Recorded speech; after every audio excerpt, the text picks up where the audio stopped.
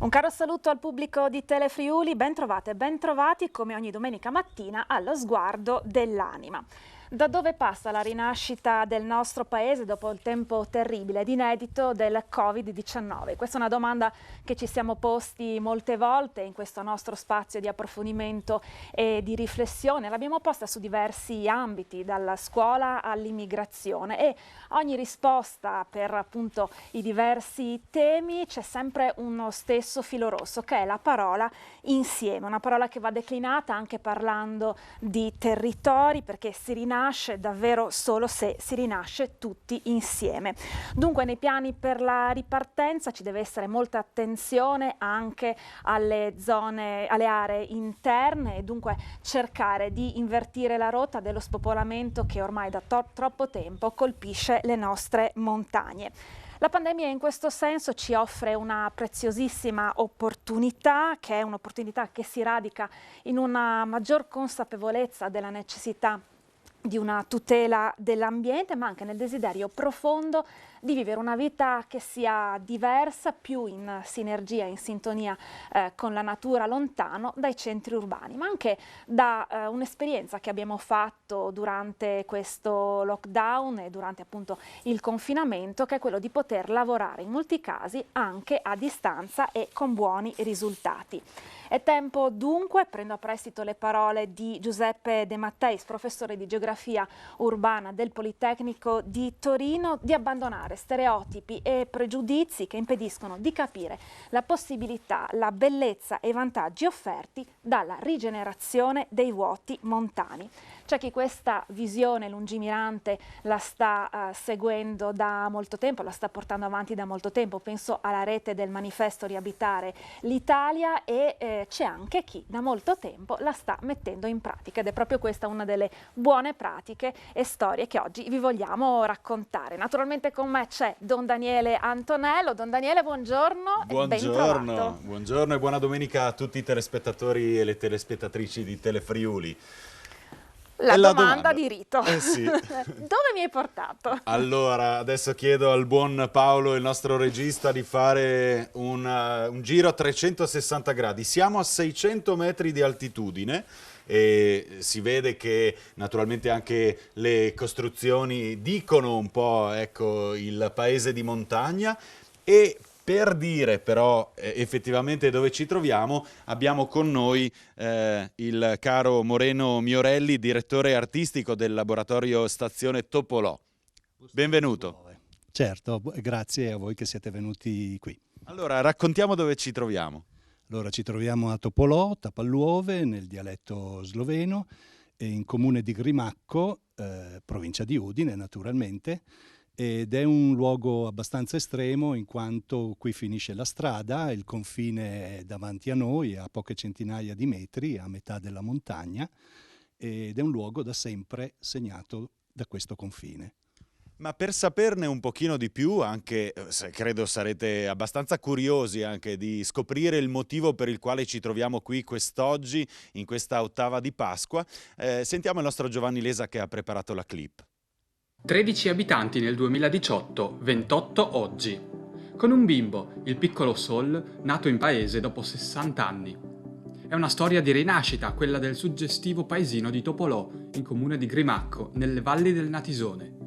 Una rinascita che arriva dopo un secolo di grande spopolamento, avvenuto sia per le dinamiche tipiche di ogni zona montana, sia in queste zone di confine per via delle difficilissime condizioni imposte dalla vicinanza con la frontiera orientale, limite dell'ex cortina di ferro. È stata la cultura, unita alla tecnologia, a trainare la rinascita di questo borgo che Papa Francesco definirebbe periferico. Da 27 anni, a luglio, negli angoli del paesino si svolge Stazione di Topolò, Postaia Topolove, un laboratorio a cielo aperto con poesia, teatro, musica e arte in generale. Ma non solo. To Be Continued è una rassegna musicale di 24 ore capace di coinvolgere artisti da tutto il mondo, che proprio a Topolò si svolge il mese di marzo. A Topolò non arrivano i pullman di linea, ma sopperisce la tecnologia. La copertura della rete internet, infatti, ha permesso a diverse famiglie di scegliere di vivere in questo angolo di Friuli, potendo contare su una connessione che facilita lo smart working.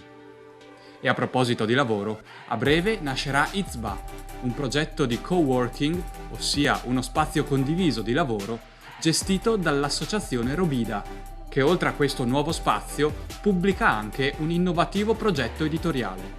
Dove? A Topolò, ovviamente. Insomma, questo paesino abbarbicato sui monti della Flavia friulana è la prova che la rinascita dei piccoli borghi montani è possibile, purché non si tema di investire su cultura e tecnologia, una combinazione di elementi capaci di attirare l'interesse di famiglie giovani che scommettono su questi meravigliosi luoghi per affondare le radici della propria vita. Eccoci di nuovo in trasmissione dopo la bella scheda di Giovanni Lese. Siamo di nuovo in compagnia di Moreno Miorelli. Moreno, ci stavi parlando proprio poco fa del confine che segna questo territorio, appunto un confine che ha messo a dura prova questa comunità. Ecco, ci puoi raccontare brevemente la storia di questi luoghi? Sì, appunto questi luoghi sono segnati, come dicevo prima, dal confine. Un confine, tra l'altro il più immobile tra i confini del Friuli Venezia Giulia, nel senso che è sempre stato lì. Era lì tra il Patriarcato d'Aquileia e la Contea di Gorizia, era lì tra la Repubblica di Venezia e i domini austriaci, era lì tra il Regno d'Italia e l'Austria-Ungheria, ed è ritornato lì dopo la Seconda Guerra Mondiale, ed è stato il confine più tragico, quando appunto il mondo si è diviso in due, in un est e in un ovest. Questo era, noi siamo a poche centinaia di metri dall'est. Davvero, siamo attaccatissimi. Ecco, questi luoghi, questi vicoli che oggi vediamo, che oggi sono vuoti, ma d'estate si animano e si riempiono davvero di persone che arrivano da tutto il mondo. Ecco, da 27 anni ormai la stazione di Topolò, Postaja Topolove, anima questo luogo. Ecco, ci puoi spiegare com'è nata questa rassegna culturale? Ma è nata proprio, lo stimolo lo ha dato il luogo, un luogo talmente ricco di storia e di contenuti che lo trasformano anche in un microcosmo. L'abbandono delle montagne, il rapporto tra il centro e la periferia, per i musicisti ad esempio il rapporto tra il silenzio maestoso che c'è in questi paesi e il rumore che c'è nella pianura, e poi appunto il tema importantissimo, fondamentale del confine, che è una metafora di tanti altri confini, anche dei confini che abbiamo tutti noi dentro di noi.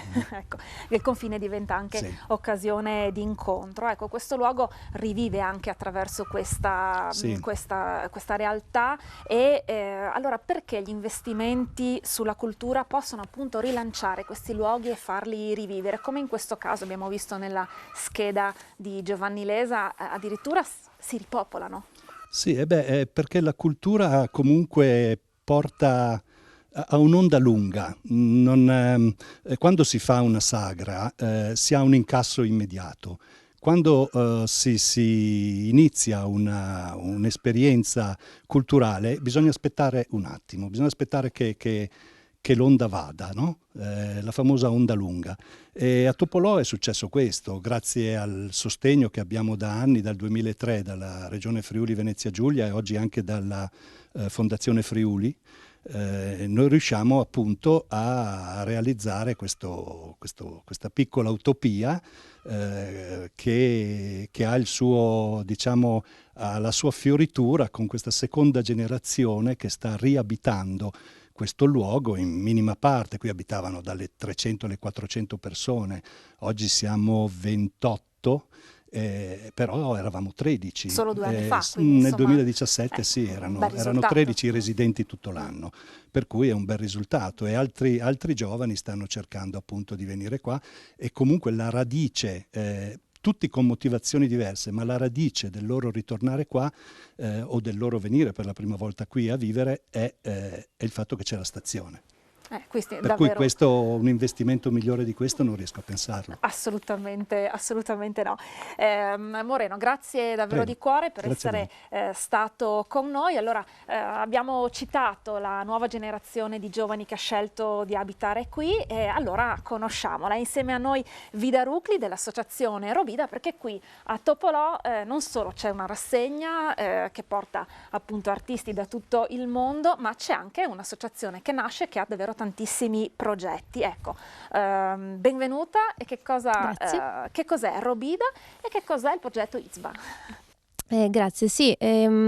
Dunque, ha ragione Moreno in quello che ha detto. Robida in effetti è un gruppo, un collettivo di giovani, siamo architetti, artisti, filmmaker, studenti universitari, anche studenti delle superiori, quindi un gruppo molto vario, lavoratori già grafici, eccetera, che è nato in qualche maniera sicuramente vivendo la stazione e vivendola praticamente alcuni di noi da tutta la vita, come ad esempio me, ma anche altri, oppure per altri di noi conoscendola e quindi poi legandosi anche al luogo, al paese, tornandoci non solo a luglio quando la stazione avviene, ma durante tutto l'anno.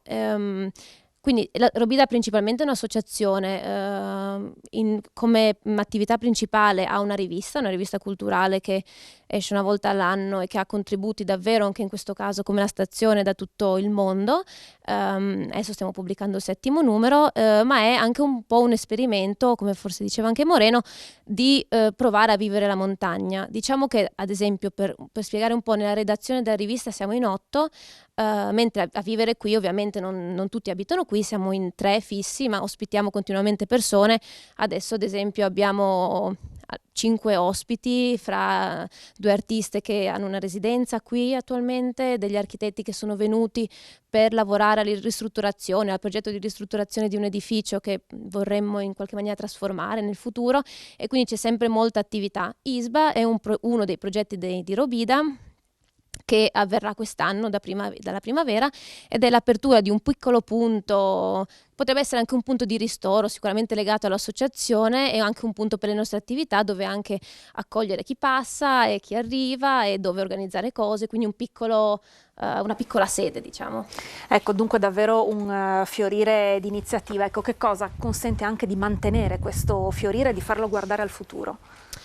Ma sicuramente in tutti noi c'è questo entusiasmo legato non solo alla stazione, ma poi anche alla bellezza, alla specialità, diciamo, di questo luogo, anche non in estate. Quindi quando questo luogo è vuoto, quando appunto ci sono questi silenzi, quando andiamo anche ad esplorare il paesaggio, eccetera. Quindi quello che ci tiene vivi è, da un lato, appunto questa voglia di portare qualcosa, intanto che sia totalmente contemporaneo e legato alla nostra vita e anche alle nostre professioni, tutte, diciamo, culturali qui, e appunto allo stesso tempo farlo in montagna, no? Quindi non spostarci in città, dove magari anche tutte queste attività che noi facciamo, residenze, workshop per ragazzi, per studenti, la rivista in sé, eccetera, sono normali, ma provarle a portare qui e farle qui, che poi non è così normale. Ed è un valore aggiunto davvero. Grazie davvero di cuore per essere stata con noi, e soprattutto per quello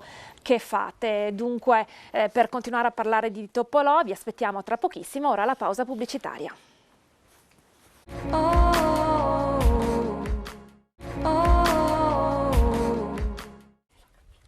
Bentornati allo Sguardo dell'Anima, qui su Telefriuli. In questa domenica ci troviamo a Topolò e per questa seconda parte siamo in compagnia di una bella famigliola, insieme a Valerio, a Selena, ma insieme anche con le figlie e il bimbo che si vede proprio sotto il giubbotto, insieme a Greta, Sofia e poi c'è anche Sol. Benvenuti qui a Telefriuli, allo Sguardo dell'Anima. Allora, una prima domanda a te, Selena. Ci racconti in breve che cosa vi ha spinto a venire proprio a vivere qui a Topolò?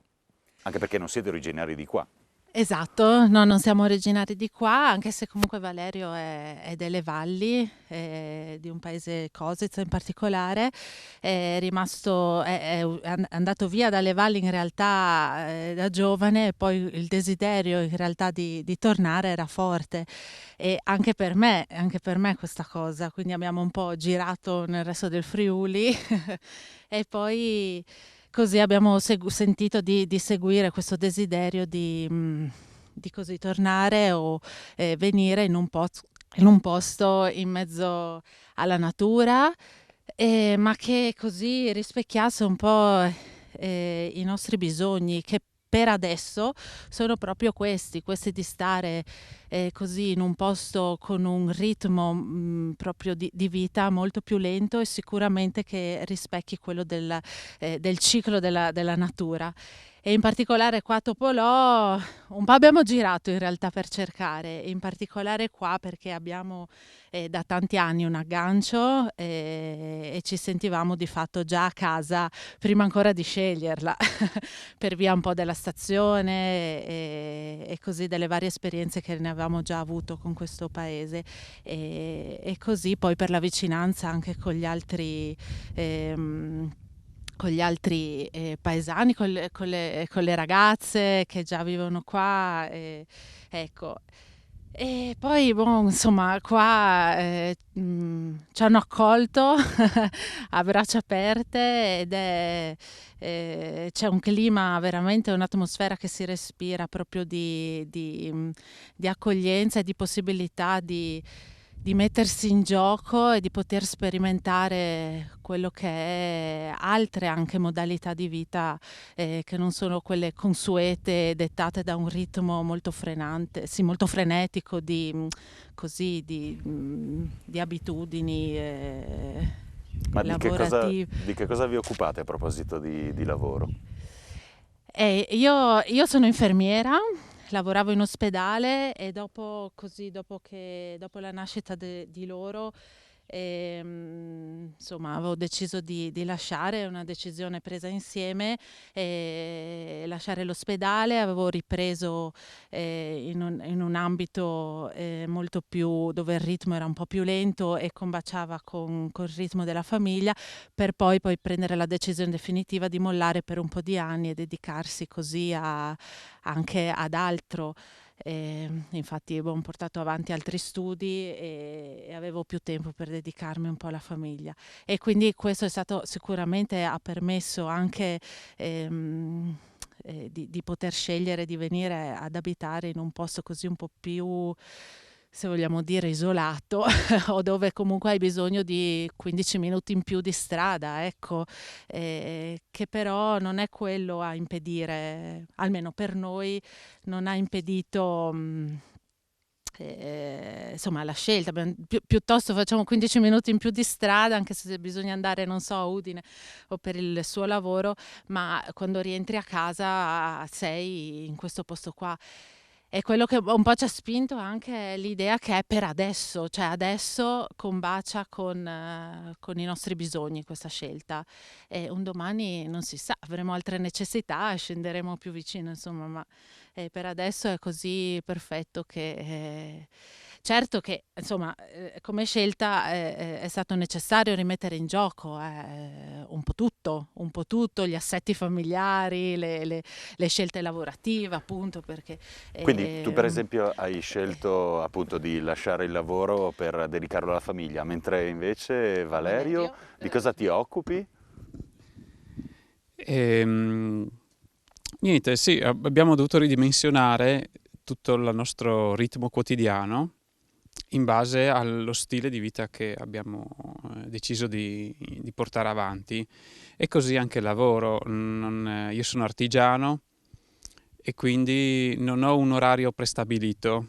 Questo mi permette di concentrare in determinate giornate magari il lavoro, tra virgolette, in città, piuttosto che organizzare il lavoro in ufficio, in laboratorio. E, sicuramente il vivere a Topolò ci ha portato a scegliere uno stile di vita più sobrio,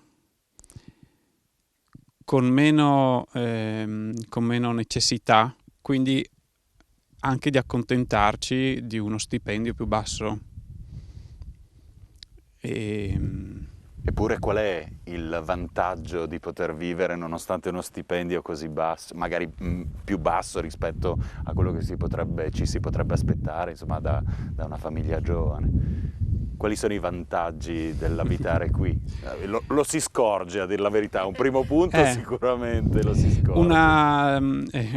Abitare qua, cioè, la scelta che abbiamo fatto è quella di avere relazioni più profonde, magari minori, ma sicuramente più profonde, con noi stessi, ma anche con chi passa di qua, con chi bussa alla nostra porta. Sembra assurdo, ma Topolò finisce la strada, ma è uno dei posti migliori dove si possa incontrare della gente, dove si possa parlare. E questo davvero rappresenta un po' forse anche il tempo nel quale ci troviamo, dove forse si evidenzia ancora di più anche il fatto che abbiamo il desiderio tutti di poter vivere relazioni in profondità, e questo forse è un esempio in piccolo che però può diventare davvero, davvero grande. Un'ultima brevissima domanda la rivolgo a Selena rispetto al bimbo che troviamo proprio lì vicino al grembo. Ecco, tu che cosa vuole dire far nascere un bimbo qui, perché ha soltanto un mese, se ricordo male, un mese. Ecco, che cosa vuol dire far nascere Sol proprio qui a Topolò? Per noi è un sogno un po' che si è realizzato, nel senso che negli ultimi anni avevamo questo desiderio di accogliere un terzo figlio e proprio di così anche poter ne avere l'esperienza di nascita in casa. Abbiamo avuto diversi amici e persone importanti che ci hanno accompagnato in questa scelta di far nascere in casa, e ci ha portato tantissima energia e vitalità, non solo perché è nato in casa, assolutamente, ma come qualsiasi nascita, come qualsiasi bimbo, è un'immensa gioia per l'intera comunità, ecco. Grazie dunque alla vostra famiglia, siete davvero una bellissima testimonianza. Adesso raggiungo Anna che si trova proprio sopra, in salita, dove c'è la nostra chiesa. Don Daniele, io ti sto aspettando, Ma Anna, su. ma dove mi hai portato? Fino su, sul cucuzzolo? Giustamente fino alla chiesa, guarda chiesa. che bel panorama che abbiamo. Don Daniele, tantissime storie oggi, bellissime testimonianze, ma che significato ha tutto questo nella domenica di Pasqua, domenica della Divina Misericordia? Cosa c'entra tutto questo? Siamo 8 giorni dopo la Pasqua e per 8 giorni la Chiesa celebra come se fosse il primo giorno, Pasqua. Ecco, credo che queste siano le testimonianze qui a Topolò della possibilità di una rinascita.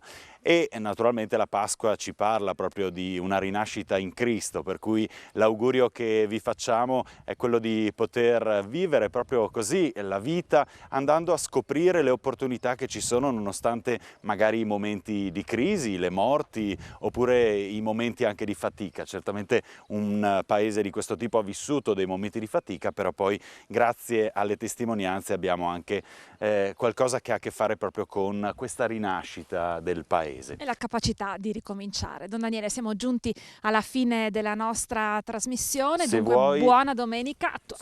Ultima cosa. Sì, volevo dire che se volete venire a celebrare la Santa Messa alle 5:30 del pomeriggio del sabato, qui si celebra ogni sabato la Santa Messa. E ora però diamo la linea alla Santa Messa in cattedrale a Udine. Buona domenica! Buona domenica a tutti!